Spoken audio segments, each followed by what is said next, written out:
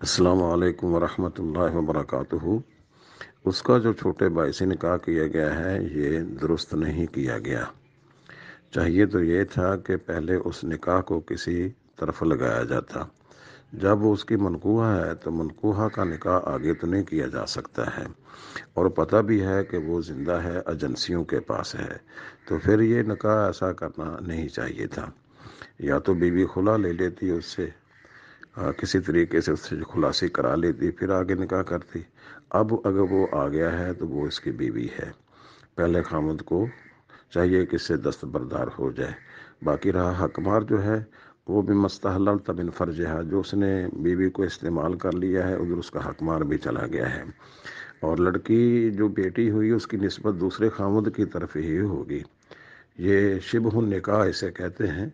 وہ اس کی نسبت تو دوسرے خامد کی طرف ہی کرنی ہے، پہلے خامد کی طرف اس کی نسبت نہیں ہوگی، اور یہ کلیئر مسئلہ ہے، اس میں کوئی دو رائے نہیں ہے۔